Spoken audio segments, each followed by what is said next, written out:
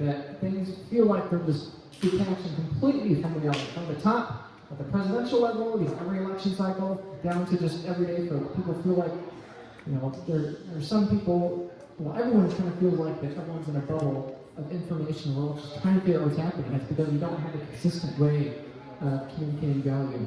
Polarization, that's what we see with the red versus blue here in the United States. We see things getting more and more divided as currency makes less sense. Unfortunately, we saw this in Germany in the 1920s, 1930s, a very similar kind of instance where, after World War I, Treaty of Versailles, you had Germany, or the Weimar Republic, essentially collapse, both because of the depression, lack of productivity, plus hyperinflation and extreme inflation, meaning that they destroyed their money. And unfortunately, that led to the rise of increasingly populist leaders, and so obviously we know how that turned out. Everybody in Germany lost all their savings over that period, and they were not hippie campers. Yep. And they were set up for heading straight on into World War II. Yep.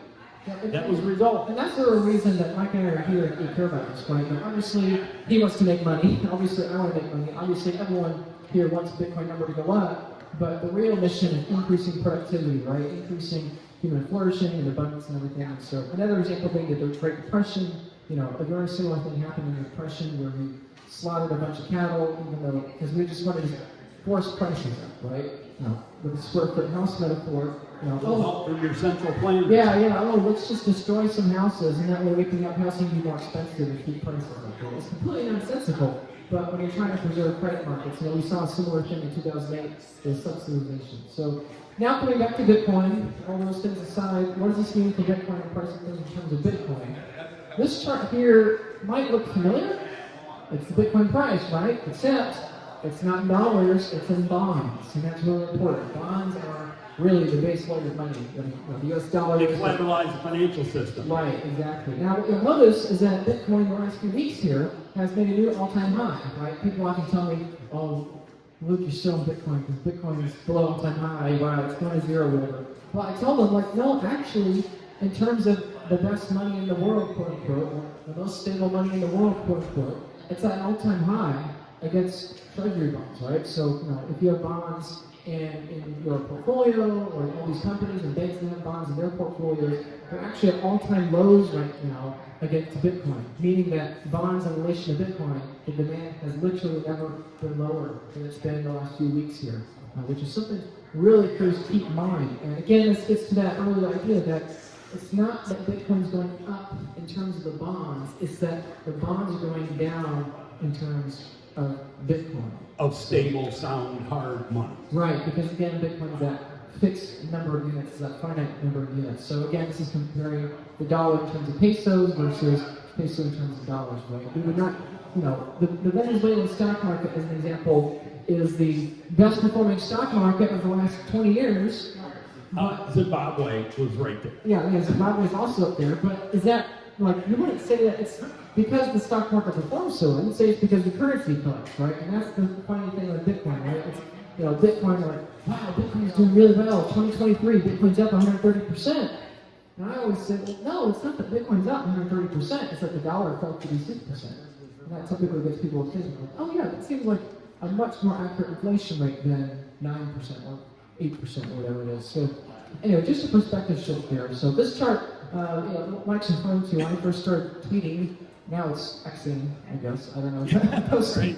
But when I first started in January, I said on my very first podcast, I said that the American bond market would fall 80% against Bitcoin within 5 years. That's the blue arrow right there. So the red dot is where that prediction ended up pulling through.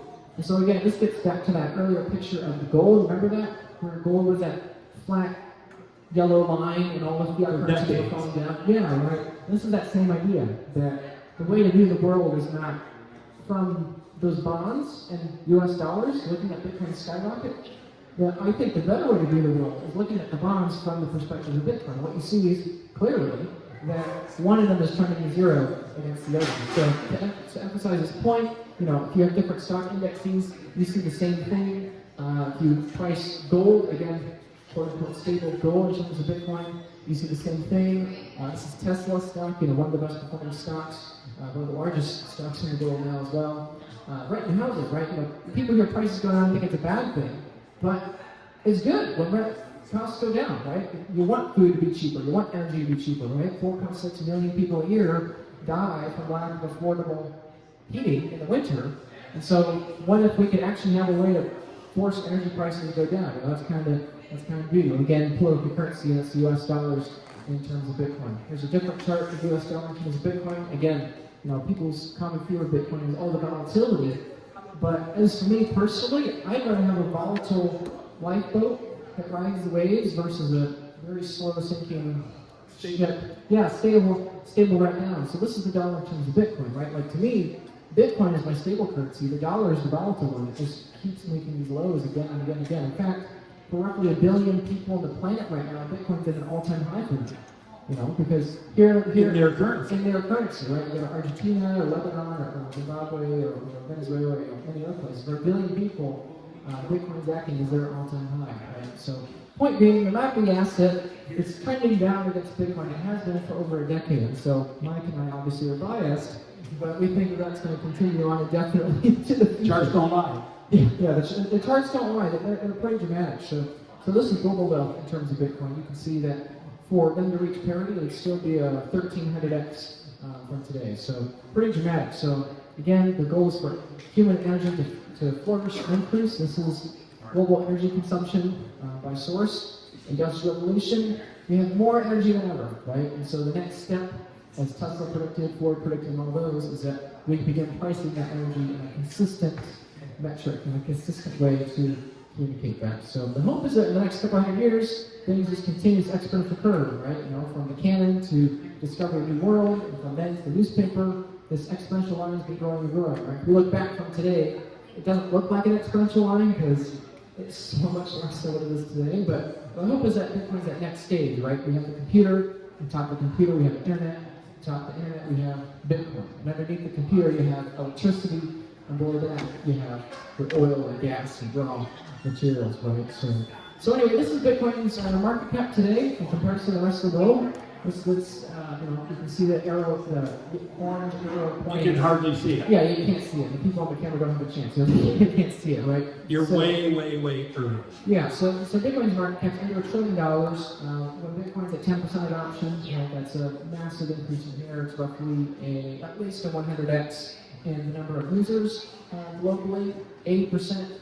If the world were to take an 80% allocation, right, Bitcoin's like eating this monetary point with everything else. Theoretically, eventually, maybe a century plus down the line, theoretically, Bitcoin could handle being the vast majority of allocation for the vast majority of people. So, no matter how long it takes, you know, 10 years, 100 years, or longer, eventually, going from the tiniest slice of the small ancient world today to both growing the pie and dramatically growing the share within the pie.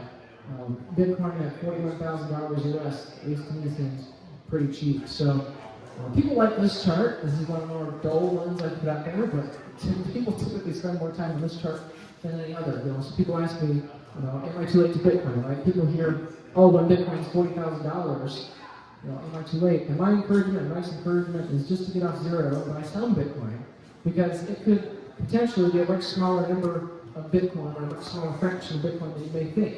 Right? So if we try to rank everyone out, right, 5.3 billion adults, 100 million companies of significant size, you map it out, the amount of Bitcoin each of them have, along with the number of coins already mined, already lost, and you know, every $10, every $100, like Mike was saying at the beginning of this little presentation, like every $50 victory buy for your children, for your grandchildren, or even for your future self could be a significant amount of money, right? And so basically, the less time you want to wait, the answer is simply buy a little bit more Bitcoin, right? So the longer you wait, the less you're going to get. Right, yeah. So in this chart here, I broke it down. You know, I think it's very possible that in the far future, most people, most human beings, will not be able to own 50,000 sats, right? So 50,000 sats, for those of you that know, what is that? A couple bucks? Yeah, so like $15. Yeah, somewhere. Yeah, so $15 worth of Bitcoin might be, again, decades from now, with a lifetime supply of sats income, right? So like an hour's wages might be just a sat, or maybe a couple sats. Think of sats as dollars. Because that's what you ultimately recap the global financial system into Bitcoin. That's what it works out. Does your spouse, do your kids, do your loved ones and beneficiaries know how to access your Bitcoin? Do you have a proper self-custody storage method to where there is no single point of failure? Not from yourself, not from your seed device, not from where your seed phrase is stored. Have you considered these questions? Have you gotten your UTXOs managed? Do you have jurisdictional arbitrage? Have you considered all the trust, taxes, and estate planning requirements that are associated with becoming a high net worth person? Because if you are buying Bitcoin right now, you are going to become a high net worth person. Are you prepared for the amount of Bitcoin you have to skyrocket in value 2x, 5x, 10x, or 100x eventually? That's the time horizon you should have, and so you need to be preparing today for that future. How are you going to custody your Bitcoin? How are you going to leave that Bitcoin for your future generations? Because after all, that's what we do this for, right? You're buying Bitcoin for your kids. You're buying it for your grandkids. And so I highly recommend you start thinking in those long-term time periods now, because companies are coming, charities are coming, high net worth individuals are coming, and all of them are going to realize that having an allocation to a multi-sig collateral custody vault is going to be something that is of serious consideration for them. So once you understand Bitcoin is a beautiful innovation for not having a single point of failure at the base layer currency, now you have to start seriously considering, how do I have my custody stored where there is no single point of failure? Okay, if you want to learn more about that, please click the link in the description. I have dozens of pages of free educational content for you and videos. I'm happy to help in that free way. And then if you want individual help, I'm also happy to help you join the Bitcoin Advisor, where you can be an ongoing client. You can become one of my clients, and I'd be happy to help you in the years to come to make sure your Bitcoin's protected, to where no matter what, no matter if thieves or scammers or spammers or yourself or your family or whoever, no matter whether it's due to theft or loss, misallocation, misplacement, or just other mistakes, I'm happy to help you and be that voice of reason in the coming years ahead. So click the link in the description. I'd be happy to help. Check it out. Thanks.